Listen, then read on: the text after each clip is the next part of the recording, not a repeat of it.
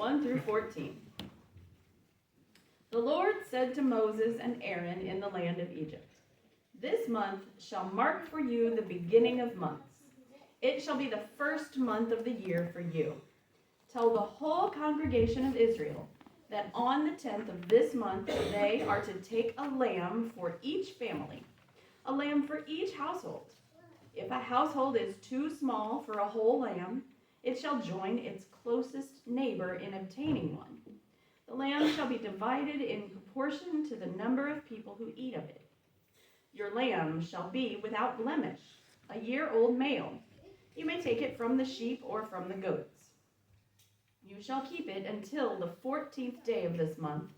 Then the whole assembled congregation of Israel shall slaughter it at twilight. They shall take some of the blood and put it on the 2 doorposts and the lintel of the houses in which they eat it. They shall eat the lamb that same night. They shall eat it roasted over the fire with unleavened bread and bitter herbs. Do not eat any of it raw or boiled in water, but roasted over the fire, with its head, legs, and inner organs. You shall let none of it remain until the morning. Anything that remains until the morning you shall burn. This is how you shall eat it: your loins girded, your sandals on your feet, and your staff in your hand, and you shall eat it hurriedly. It is the Passover of the Lord. For I will pass through the land of Egypt that night, and I will strike down every firstborn in the land of Egypt, both human beings and animals. On all the gods of Egypt I will execute judgments. I am the Lord. The blood shall be a sign for you on the houses where you live. When I see the blood, I will pass over you, and no plague shall destroy you when I strike the land of Egypt. This day shall be a day of remembrance for you.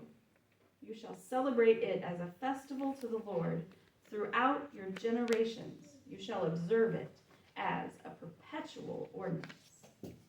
This is the word of God for the people of God. Thanks be to God. So when God spoke to Moses from that burning bush last week and said, "I'm sending you to go tell Egypt's king that it's time to let my people go free," Moses had some concerns. First, he tried to argue, "I'm just a nobody." And God responded that it didn't matter who Moses was because God would be with him. Then Moses wanted to know just who God was. He was sure that the Israelites wouldn't believe him if he told them that he'd been instructed by God to set them free. So he wanted God to give him a name he could tell them. He wanted to be able to prove that it was their God who had sent them, the right God who was planning to act on their behalf. The only problem with that is the God of Abraham, Isaac, and Jacob is far beyond such paltry things as names. You cannot name the God through whom everything that is came into being. Moses says, "Okay, fine, I see your point, but still, what if they don't believe me?" So God points to the staff that Moses is carrying and says, "Throw that on the ground." He does, and it turns into a snake. And then God tells him, "Now pick that snake up by the tail." So he does, and it turns back into a staff. Then God gives him 2 more signs he can perform if they don't believe him after the first trick. He'll be able to turn his hand leprous and then back to healthy again. He'll be able to draw water from the Nile River and have it turn to blood when he pours it on the ground. One would think that will convince anyone, Moses. You'll be fine. Moses must agree, so he moves on to another argument.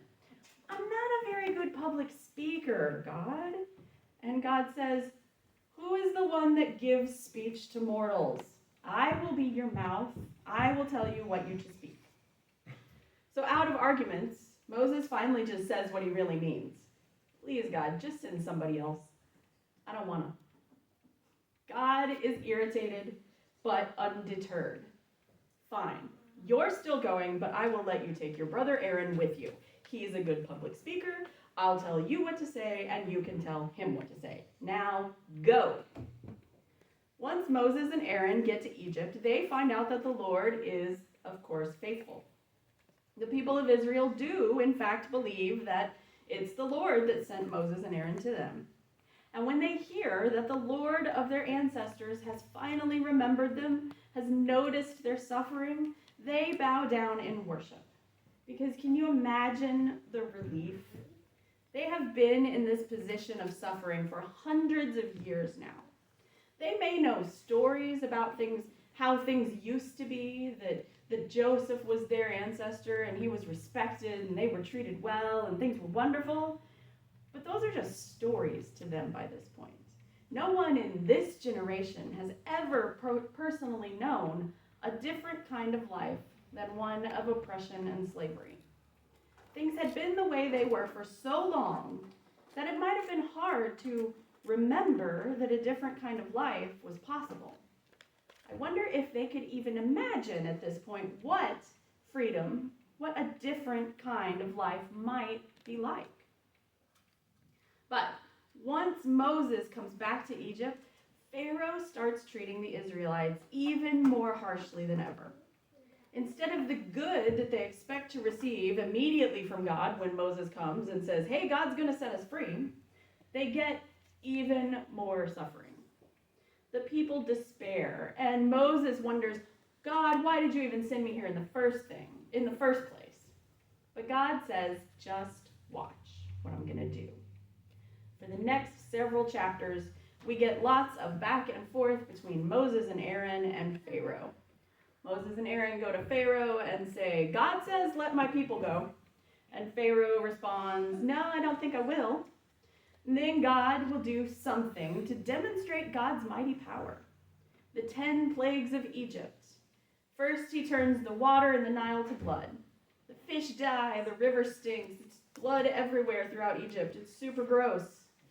And then there's frogs. They come up out of the river and absolutely overtake everything. Pharaoh says, okay, fine, go off, worship your God. But after the frogs are gone, he changes his mind, of course. And then there's gnats. And after that, there's flies. Now, one or two of those little suckers are obnoxious. Can you imagine being swarmed by gnats and flies? Ugh, yuck. Pharaoh again says, fine, I will let you go. But as soon as the gnats and the flies are gone, no, never mind. So halfway through the 10 plagues, things take a turn. Instead of plagues that are just simply disgusting or irritating or inconvenient, the plagues become destructive.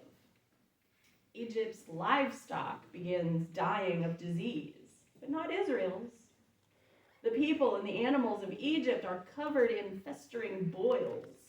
There's a massive hailstorm that destroys everything that's left out in the open fields, except, of course, in the fields of Goshen, where Israel lived. Again, Pharaoh says, enough, I get it, I've sinned. You Israelites, go, worship your God, just make this hail stop. But even after all this, once the hail stops, he changes his mind. Next, God sends locusts to finish off whatever happened to be left after the hailstorm. And finally, God sends darkness to cover the land of Egypt. Darkness so thick that people couldn't see each other or even move from where they stood. And yet still, Pharaoh wouldn't let the people go free. Then, God tells Moses that the 10th plague is going to be the one that will change Pharaoh's mind for good. Moses goes to Pharaoh and gives him fair warning about what God has revealed. About midnight, God is going to go through this land, and every firstborn thing, from Pharaoh's firstborn to the firstborn of the female slave who works the handmill, every firstborn, even of your livestock, will die. But nothing will harm anything in Israel, so that you, Pharaoh, will know that God is making a distinction between Egypt and Israel. After that, Pharaoh, you're going to beg us to leave. And Moses storms out of there in a hot anger. Pharaoh doesn't let them go. So God continues preparing Moses and Aaron for the events that are about to follow, because this night is going to be important. This night is going to be the one that they will remember for a long time to come. God gives them a set of very specific instructions on how to prepare for their upcoming departure.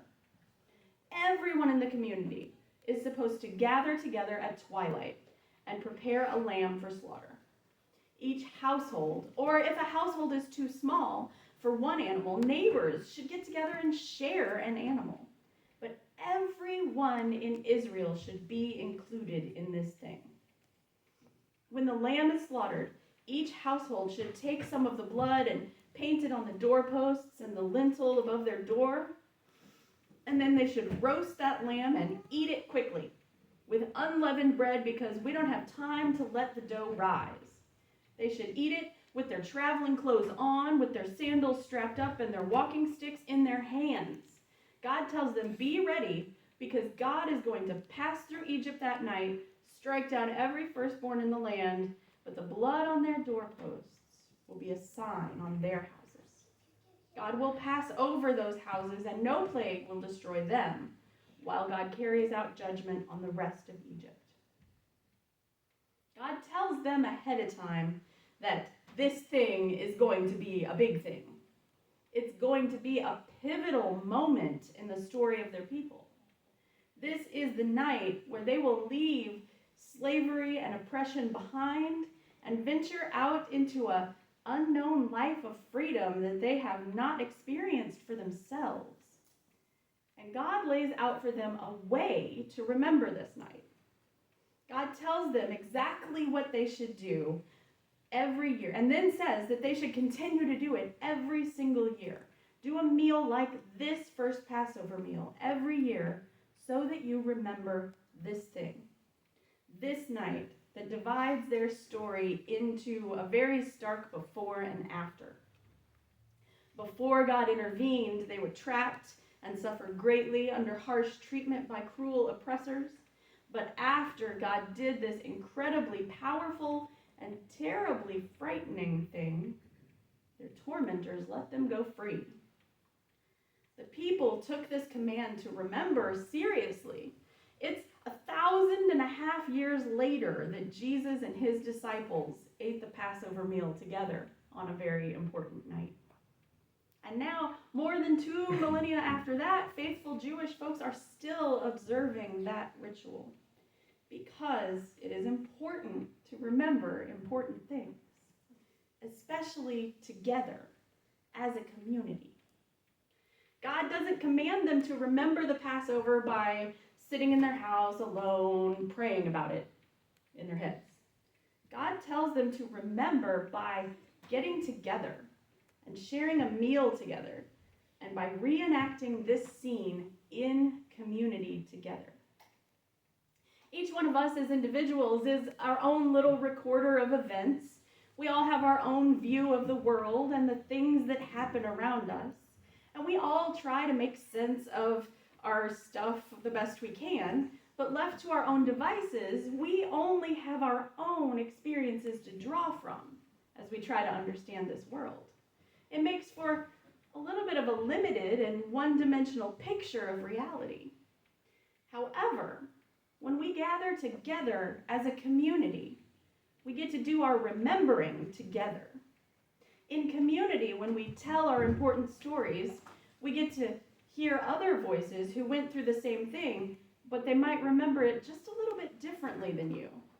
We get to hear another perspective that captures an angle of the story that you might have missed from where you were sitting. And that is a good thing. Remembering our important stories together allows our memories to become clearer and more detailed, richer and full of deeper meaning. There is something powerful about engaging in rituals together with each other. In the Passover ritual, God makes room for the whole community to be included. And God invites them to remember their pain and offers them a reminder of the hope of God's promises to deliver them and to be with them through the movement from before to after. When we recite the Lord's Prayer together every week, it's a moving experience when we say this prayer and we realize that we are saying it alongside countless other believers around the world who remember the prayer that Jesus taught us. And when we gather at this table, as we are about to do, we reenact that last Passover that Jesus observed on earth. And there is something awe-inspiring about the reality that people everywhere around the globe, separated by time and space and language and point of view, we all participate in this very same ritual. The whole community is included, remembering together, acknowledging painful things in the past, and looking forward to a hope-filled future with the Lord. Thanks be to God for the rituals that draw us together and help us remember. Amen.